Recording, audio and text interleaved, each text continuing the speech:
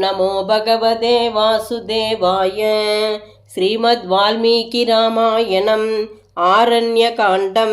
चतुर्दश सर्गः। जटायुसङ्गमः।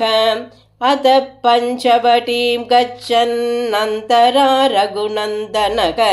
आससाद महाकायं गृध्रं भीमपराक्रमं तं दृष्ट्वा तौ महाभागौ वटस्थं रामलक्ष्मणौ मेनाते राक्षसं पक्षिं ब्रुवाणौ को भवानिति सतौ मधुरया वाचा सौम्यया प्रीणयन्निव उवाच वक्ष मां विद्धि वयस्यं पितुरात्मनः सतं पितृसखं बुद्ध्वा पूजयामास राघवः सतस्य कुलमव्यग्रम् अत पप्रच्छ नाम च रामस्य वचनं श्रुत्वा सर्वभूतसमुद्भवम् आचचक्षे द्विजस्तस्मै कुलमात्मानमेव च पूर्वकाले महाबाहो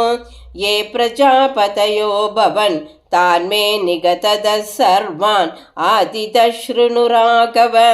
कर्दमप्रथमस्तेषां विक्रीतस्तदनन्तरः शेषश्च संश्रयश्चैव बहुपुत्रप्रतापवान् स्थाणुर्मरीचिरदृच्च क्रतुश्चैव महाबलः पुलस्त्यच्चाङ्गिराश्चैव प्रचेता पुलहस्तथा दक्षो विवस्वानपरोरिष्टनेमिश्च राघव कश्यपश्च महातेजाः तेषामासीच्च पश्चिमः प्रजापतेस्तु दक्षस्य बभूवुरिति विश्रुतं षष्टिर्दुहितरो राम यश्विन्यो महायशः कश्यपप्रतिजग्राह तासामष्टौ सुमध्यमाः अदितिं च दितिं चैव धनुमप्यतकालिकां ताम्रां क्रोधवशां चैव मनुं चाप्यनलामपि तास्तु कन्यास्ततः प्रीतः कश्यपः पुनरब्रवीन् पुत्रांस्त्रैलोक्यभर्तॄन् वै जनयिष्यतमक्समान् अतिथिस्तन्मना राम दिदिच्च धनुरेव च कालिका च महाभागो शेषास्त्वमनसो भवन् आदित्यां जज्ञिरे देवाः त्रयस्त्रिंशद्धरिन्दम आदित्या वसवो रुद्राः ह्यश्विनौ च परन्तप दिदिस्त्वजनयत्पुत्रान् दैत्यांस्ताद यशस्विनः तेषामियं वसुमती पुरासीत् सवनार्णवा तनुस्त्वजनयत्पुत्रम् अश्वग्रीवमरिन्दम नरकं कालकं चैव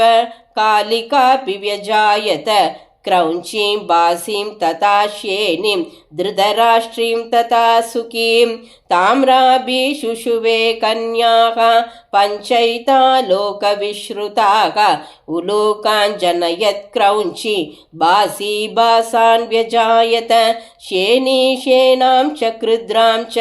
व्यजायत सुतेजसः धृतराष्ट्री तु हंसां च कलहंसां च सर्वशः चक्रवाकां च भद्रं ते विजज्ञे सापि भामिनी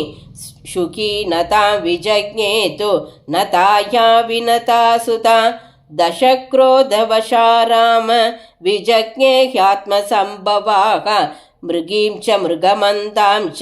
हरिं भद्रमदामपि मादङ्गीमपि शार्दूलीं श्वेतां च सुरभिं तथा सर्वलक्षणसम्पन्नां सुरसां कद्रुगामपि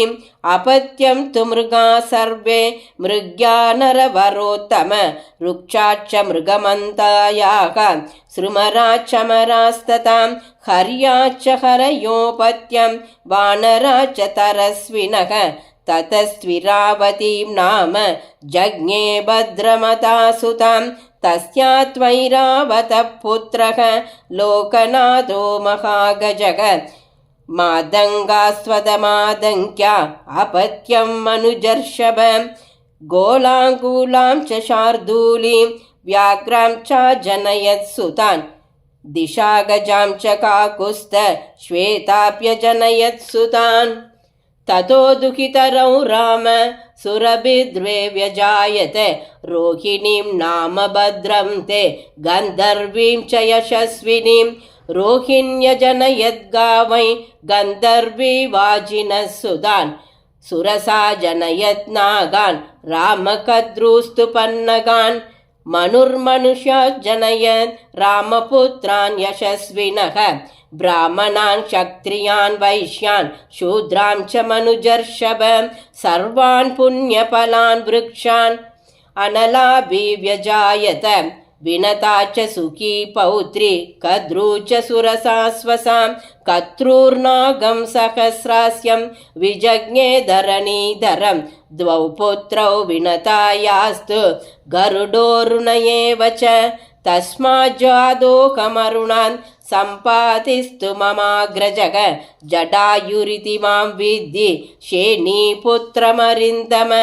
सोऽहं वाससहायस्ते भविष्यामि यदीच्छसि इदं दुर्गं हि कान्तारं मृगराक्षससेवितं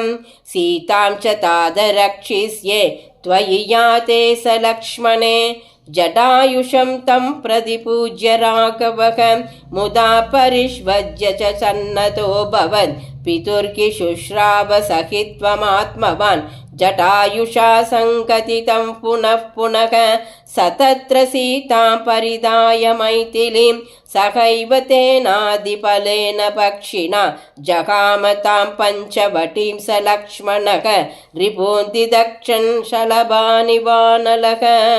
इत्यार्षे श्रीमद् रामायणे वाल्मीकिये आदिकाव्ये चतुर्विंशतिसहस्रिकायां संहितायाम् आरण्यकाण्डे जटायुस्सङ्गमो नाम 14 सर्गः। श्रीदाशरथाय विद्महे सीतावल्लभाय धीमहि तन्नो राम प्रचोदयात्। जानकीकान्तस्मरणं जय जय राम राम।